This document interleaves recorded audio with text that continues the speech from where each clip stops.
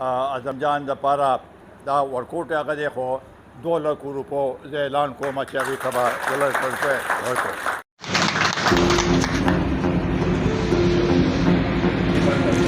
Pakistan